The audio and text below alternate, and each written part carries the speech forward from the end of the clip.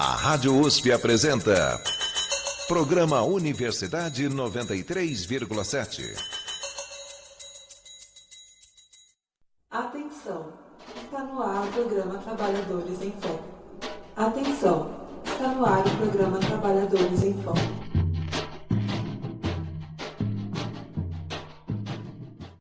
Bom dia, ouvintes da Rádio USP. Meu nome é Gustavo Roberto e está começando mais um Universidade 93,7.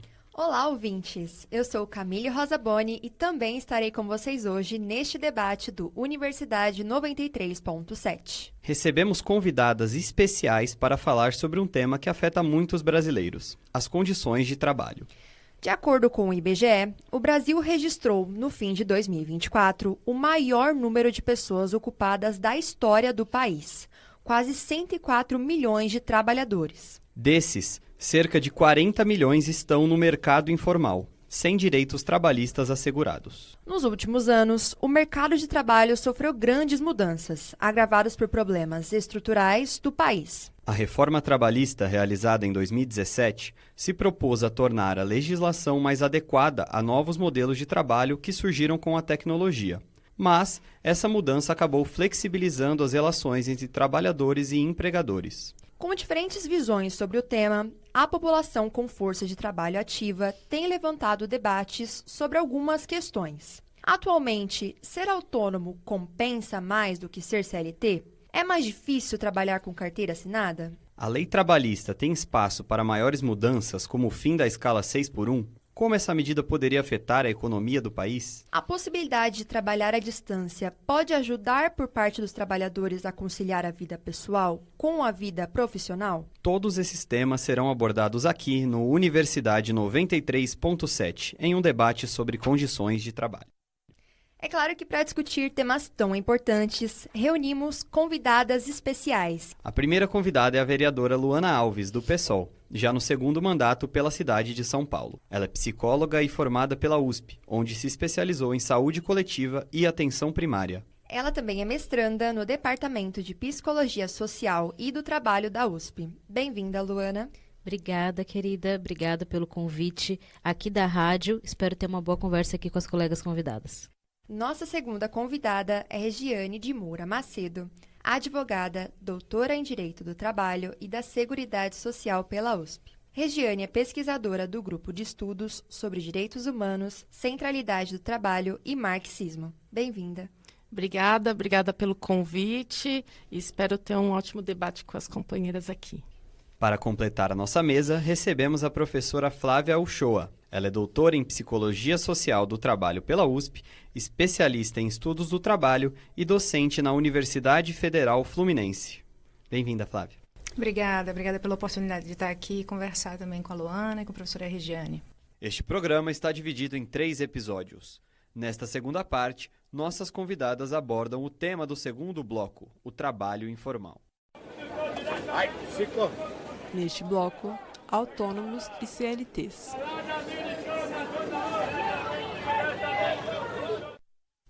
Neste bloco, vamos discutir as dinâmicas de trabalho contrapondo os formatos CLT e PJ. O mercado de trabalho informal não é necessariamente uma novidade no Brasil, mas ganhou força nos últimos anos. Se, por um lado, o trabalhador não tem seus direitos trabalhistas garantidos, por outro, há maior flexibilidade e autonomia. Mas quais são os verdadeiros benefícios e malefícios do mercado informal? É isso que a trabalhadora Beatriz, entrevistada por Gustavo Roberto, buscou responder. Oi, meu nome é Beatriz, eu trabalho como PJ há 5 anos e trabalhei como CLT durante 1 ano. Eu acho que a principal questão entre essas duas modalidades é o salário, o valor do salário e as responsabilidades. Porque quando você é CLT, é como se você tivesse ali os direitos trabalhistas, né, te resguardando com coisas básicas que você sabe que você precisa. Quando você é demitido, que você tem ali a sua rescisão, seu seguro-desemprego, um plano de saúde, um vale-refeição, enfim, coisas que são importantes, que você sabe que são importantes, e tem alguém ali que te obriga a ter todos esses direitos ou esses benefícios. Quando você é PJ, toda essa responsabilidade está na sua mão. E isso faz com que você precise decidir e fazer essa gestão do que vai ser feito com o seu dinheiro. Hoje em dia, grande parte das vagas tem sido na modalidade PJ, porque principalmente para a empresa contratante tem muitas vantagens de desburocratizar um pouco do processo de contratação e demissão. Em geral, a vantagem é que você de fato não vai bater ponto. Isso é uma vantagem por um lado, mas também tem essa questão da demanda de trabalho, né? Quando você bate ponto, você trabalha naquele período delimitado. Quando você não bate, dá margem para você trabalhar a qualquer horário. E isso também faz com que, muitas vezes, se a pessoa não souber administrar bem o tempo dela e as tarefas, ela acabe se enrolando. A primeira pergunta deste bloco é: trabalhar como PJ ou atuar de maneira autônoma pode ser considerado uma liberdade empreendedora ou é uma forma de burlar os direitos trabalhistas? Como essas atitudes se manifestam no mercado informal? Vamos começar com Luana.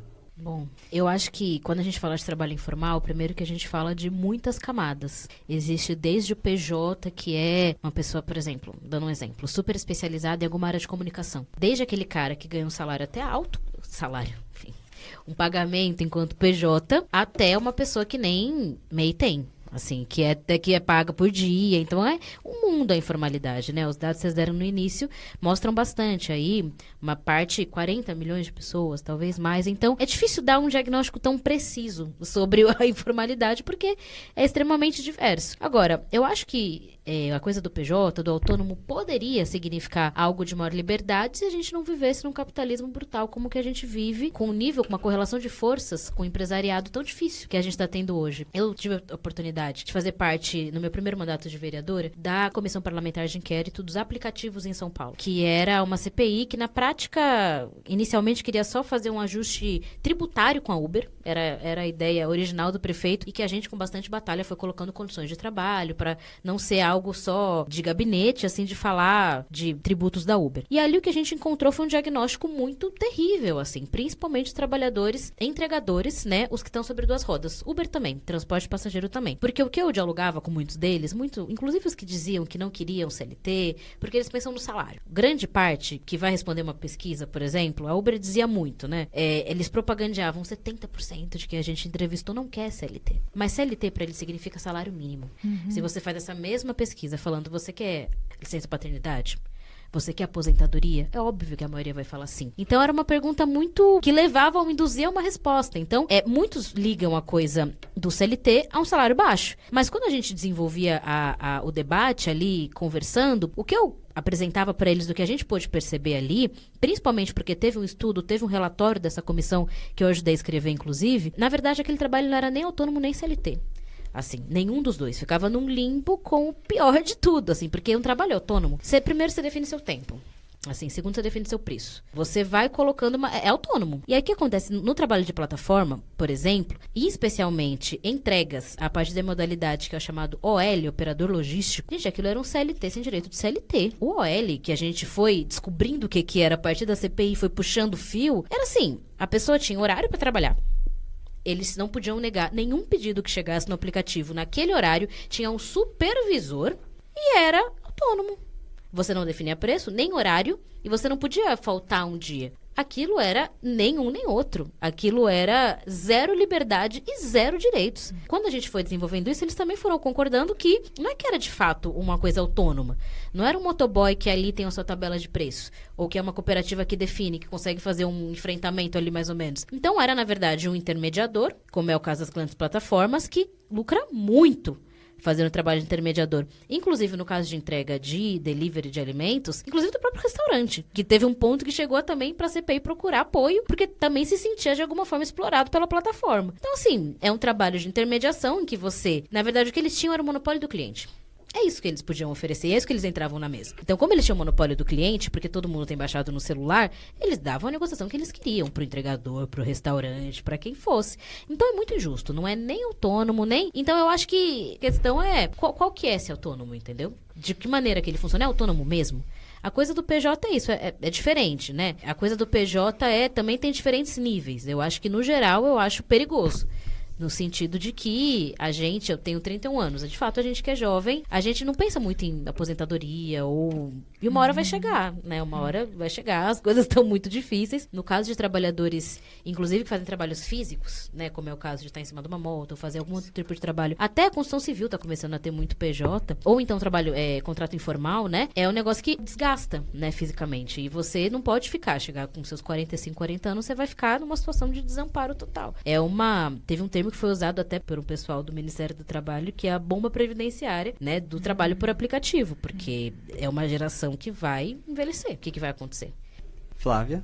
Acho muito interessante o que Luana coloca e proponho que a gente pense também no seguinte, né? Porque é colocado a questão da CLT e desse trabalho autônomo, desse trabalho de uma pejotização / trabalho autônomo, né? Acho que a primeira coisa que a gente tem que pensar é quando essa palavra empreendedorismo ela surge, né? Ela surge muito de forma fantasmagórica, porque o que é isso? Pode ser muita coisa. Você pode estar falando de alguém muito especializado, a tia do café que vende ali na esquina ou o tio do bolo que vende na esquina. Então a gente está falando de muita coisa. É muito fantasmagórico. Primeira questão que eu acho que a gente precisa pontuar o que é esse empreendedorismo, que ninguém nunca discute muito bem o que é, porque tem que se manter meio que nessa fantasmagoria. Uma outra questão que eu sempre remeto, sempre que me perguntam essa dicotomia, né, essa ideia de CLT e esse trabalho por conta própria, autônomo, pejotizado, é que não é que o nosso mercado de trabalho anteriormente ele era um mercado de trabalho alemão ou francês. Nós somos o capitalismo periférico dependente. Portanto, nosso mercado de trabalho, ele sempre foi precário. E aí, me impressiona muitas vezes a surpresa das pessoas de achar, não, a juventude não quer mais ser CLT, a juventude não quer mais aderir à CLT. Bom, mas o que ela encontra no emprego?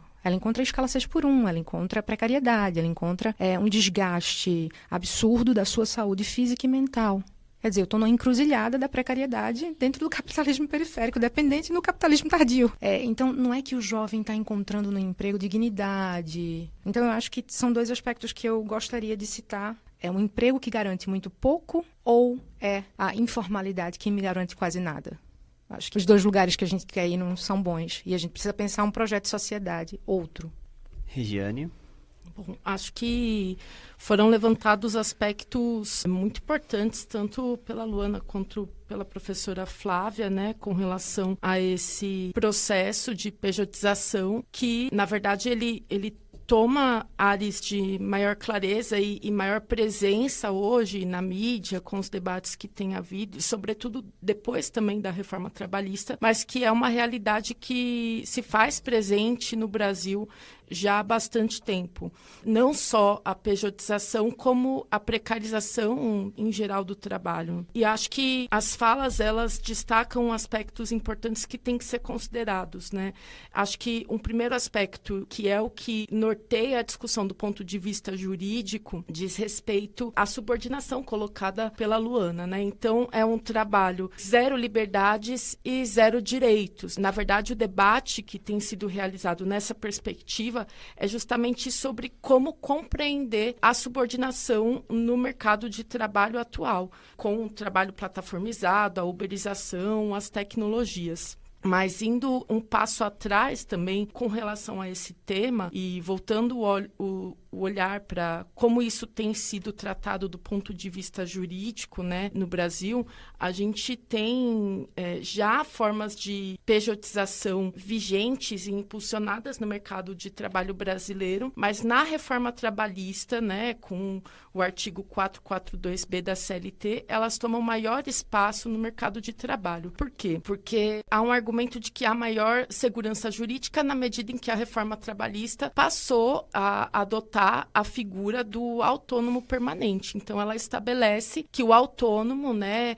essa formalização contratual, que em tese coloca duas pessoas jurídicas como iguais, ela afasta a caracterização do vínculo de emprego, enquanto, na verdade, o direito do trabalho ele é pautado no que nós chamamos de primazia da realidade. Então, havendo a subordinação, que é isso, inserir o trabalhador estando inserido dentro de uma dinâmica empresarial, que ele tem que atender às metas que são colocadas pelo empregador, inclusive por meio de plataformas, inclusive movido pela necessidade de alcançar o mínimo de remuneração necessário para a sua sobrevivência, como é o caso dos trabalhadores de transporte uberizado. Você está diante de uma situação em que há subordinação e que há dependência econômica do trabalhador. Então, na verdade, a pejotização e o trabalho autônomo, na forma que está colocado pela CLT, é uma grande violação a toda a sistemática protetiva do direito do trabalho. Mas eu queria colocar um adendo que também está presente nas nossas discussões, que é como isso vem avançando também pelo viés da jurisprudência. Então, nós sabemos que a competência para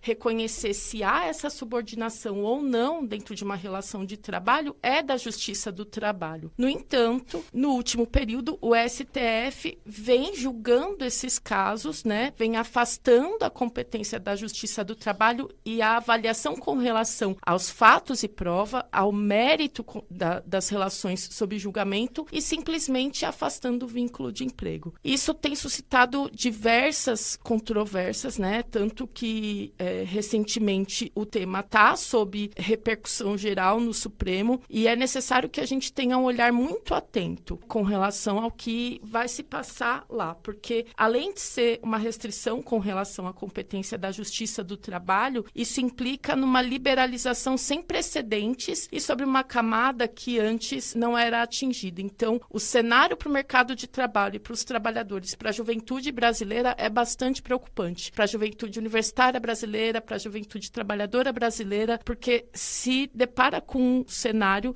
de maior precarização. Muito obrigada, meninas. Vamos para o próximo bloco. Neste bloco, Saúde do Trabalhador.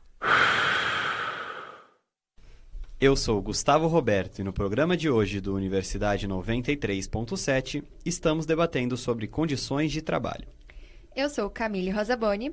Contamos com a presença da vereadora Luana Alves, do PSOL, ativista de movimentos pela Justiça do Trabalho. De Regiane de Moura Macedo, doutora e pesquisadora em Direito do Trabalho pela USP. E da professora Flávia Uchoa, doutora em Psicologia Social e especializada em Estudos do Trabalho. Neste bloco, vamos discutir sobre a saúde do trabalhador. Para isso, contamos com a reportagem de Júlia Moreira com o Dr. Francisco Cortes Fernandes. Ele é presidente da Associação Nacional de Medicina do Trabalho. Há anos atrás, estou falando na década de 80, a doença que era mais falada e mais frequente, né, era a perda auditiva por ruído. Depois, na década de 90, houve um aumento, uma diminuição por prevenção de doenças, né, por uso de equipamentos de proteção individual e até por diminuição do ruído nas empresas, nas fábricas, né, houve uma migração para as doenças relacionadas aos fatores ergonômicos, assim, os distúrbios ósseos relacionados ao trabalho, também conhecidos como lesões por esforços repetitivos, né? E atualmente houve uma mudança também pela adequação dos postos de trabalho, houve uma migração atualmente, nós estamos mais para essa questão de fatores psicossociais, assédio moral, tudo isso ela demonstra que houve uma mudança cultural na sociedade, né? E houve uma mudança também nas formas de trabalho. E aí chega onde você está falando na questão de precarização. Precarização no sentido de quê? Então, antigamente nós não tínhamos Uber, né? Agora nós temos o Uber, motorista de Uber que trabalha 14, 15 horas por dia. Isso é trabalho precarizado, ele não tem carteira assinada, né? Então, isso já é uma forma de precarização do trabalho. Nós temos também esses entregadores, esses mototaxistas, que também muitas vezes trabalham dessa mesma forma. Então, esse contexto cultural, as pessoas mudaram também, faz com que haja uma migração, um aumento de doenças psiquiátricas. Então, assim, nós temos mais depressão, nós temos a questão de burnout, nós temos a questão de assédio moral, que estão agora atualmente aumentando, né? Com a atualização da norma regulamentadora número 1 do Ministério do Trabalho e Emprego, a ser implementada em 2026, promover saúde mental no trabalho passa a ser uma obrigação legal para todas as empresas. Isso significa que fatores como assédio, estresse, sobrecarga psicológica passam a ser considerados riscos ocupacionais, ou seja, exigem medidas preventivas por parte das organizações. De que forma essa medida será suficiente para melhorar a qualidade de vida do trabalhador sem prejudicar a empresa? Vamos começar com Regiane. Bom, essa questão é um tanto quanto complexa e nos coloca, na verdade, para dialogar com outros aspectos que a gente já vinha tratando. Primeiro, compreender o aumento de doenças psiquiátricas como um reflexo da própria precarização da vida. A gente viu os diálogos sobre pejotização e sobre teletrabalho, como o trabalho se intensifica e a responsabilidade, pela garantia do mínimo se coloca como uma carga exclusiva do trabalhador. Então, direitos sociais, como eu havia colocado anteriormente, passam a ter as necessidades pautadas de forma individualizada e os trabalhadores, por si só, passam a ter que exercer suas funções pretendendo satisfazer todas essas necessidades. Então, acho que um primeiro aspecto é que a gente não pode distanciar, o aumento das doenças psiquiátricas com relação à questão da intensificação e da precarização das relações de trabalho e da precarização da vida, A precarização da forma como as pessoas se reproduzem, a precarização das formas como as pessoas podem alcançar aquilo que é necessário para a sua reprodução. E agora, tratando mais sobre esse aspecto das medidas em que as empresas passam a ser obrigadas a adotar, tendo essa preocupação com relação às doenças de natureza psiquiátrica e a promoção da saúde mental, é claro que é um avanço que a gente tenha um olhar sobre isso e um olhar que se traduza numa norma regulamentar em que há a ciência, discutindo como alcançar medidas, e para a promoção da saúde mental. Mas eu vejo dois aspectos que são necessários de serem pautados. Primeiro, com relação à responsabilização das empresas.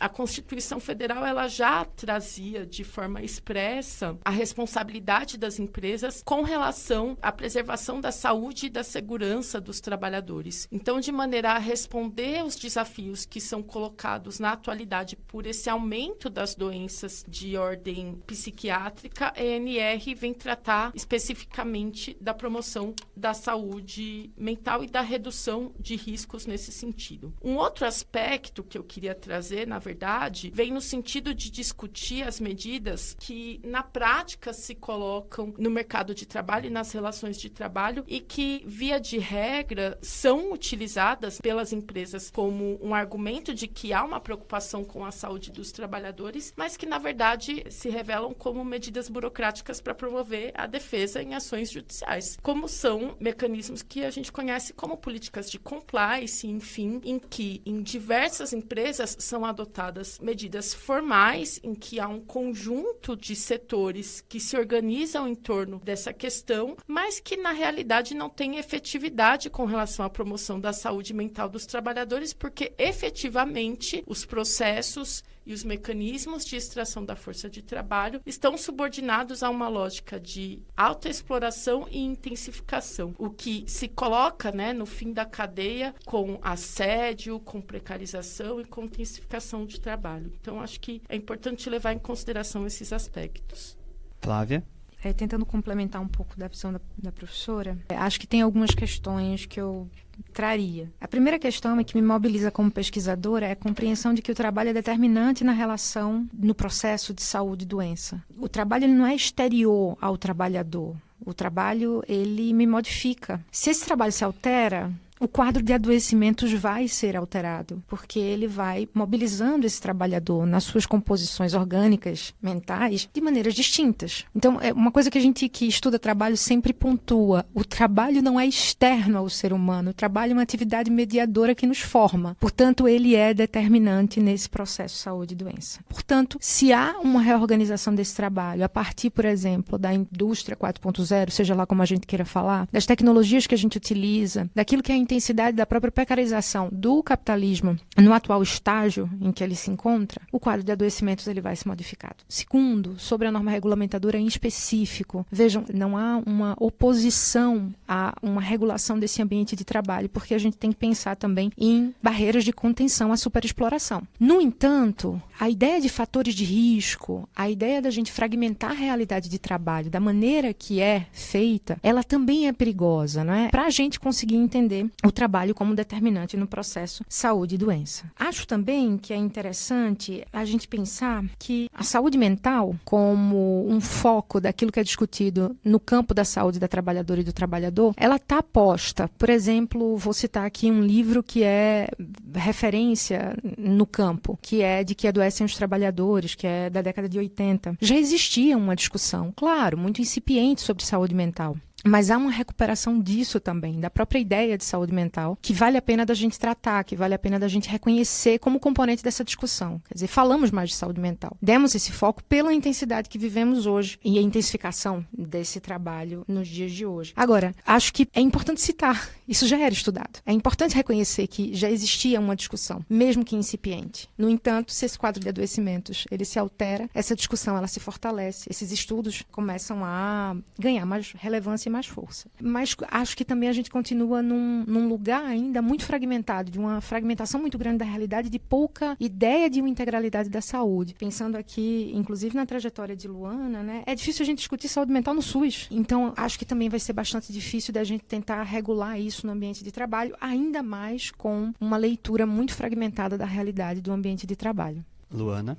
Bom, debater a questão da saúde mental, do bem-estar psicossocial, acho que como muito bem falou a professora Flávia, isso é o todo, assim, da sociedade. O trabalho é uma das coisas que mais definem as pessoas, né? Pensando nas várias definições de saúde que a gente tem, acho que também é importante também pensar o que é saúde. Tem várias, né? Mas eu particularmente gosto de um entendimento que se relaciona a entender saúde não como, obviamente, a ausência de doença, que isso também é importante, mas como uma possibilidade de ser no mundo, de estar no mundo, de realização plena das suas potencialidades. Assim, eu acho que esse é um tipo de entendimento, não é um conceito em si, mas é uma linha de entendimento, que eu acho que se ela for levada até o limite, ela vai entrar, vai se entender que saúde, na verdade, é muito contraditório com a própria ideia de trabalho no sistema que a gente vive. Porém, pensando do ponto de vista mais prático, a coisa do reconhecimento do risco ocupacional acho que é importante. É importante porque vai suscitar o debate. Não porque vai resolver a situação, obviamente, porque é uma contradição, é um impasse, na minha opinião, não possível de resolução no capitalismo que a gente vive, mas eu acho que é muito importante no sentido de ser mais uma ferramenta de luta para conseguir melhores condições. Então, se a gente consegue colocar aqui nesses ciclos ocupacionais escala de trabalho, por exemplo, se a gente consegue colocar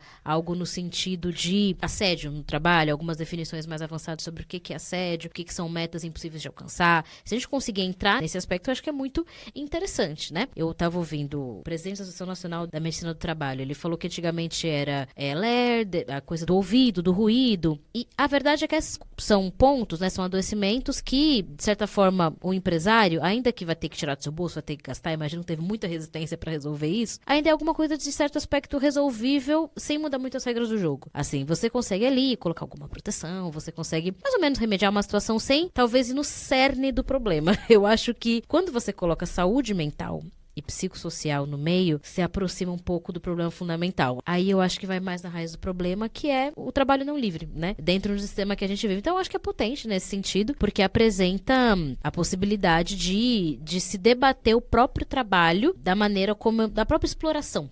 que eu quero dizer. Eu acho que chega no ponto da exploração. Porque dá pra você, quando é algo mais físico, você corrigir aqui e ali com alguma... Isso vai chegar no ponto da exploração fundamental. E que adoece permanentemente. Eu espero que a gente consiga avançar nesse ponto, porque é isso, ainda existe uma justiça do trabalho, ainda existe algumas instituições de proteção aí de segurança ao trabalhador e que são reguladas por essa questão ocupacional. Então, se a gente consegue trazer o ponto da saúde mental, dos riscos aí ocupacionais, colocar a saúde mental dentro, eu acho que é um avanço importante. Você acompanhou o segundo episódio deste debate sobre condições de trabalho. O primeiro você ouviu na semana passada. Este debate contou com a participação da vereadora Luana Alves, do PSOL, da doutora e pesquisadora em Direito do Trabalho pela USP, Regiane de Moura Macedo, e da doutora em Psicologia Social especializada em Estudos do Trabalho, Flávia Uchoa. O programa de hoje teve a coordenação de Nicolas Coelho e a produção de Esther Brito. As reportagens foram feitas por Camille Rosaboni, Nicolas Coelho, Gustavo Roberto, Esther Brito, Ingrid Gonzaga e Júlia Moreira. Edição de Ingrid Gonzaga. Locução e roteiro de Camille Rosaboni e Gustavo Roberto. Você pode encontrar os arquivos deste e de outros programas no site www.usp.br/radiojornalismo e também no Jornal da USP. Muito obrigado, pessoal, pela presença. A Rádio USP apresentou Programa Universidade 93,7.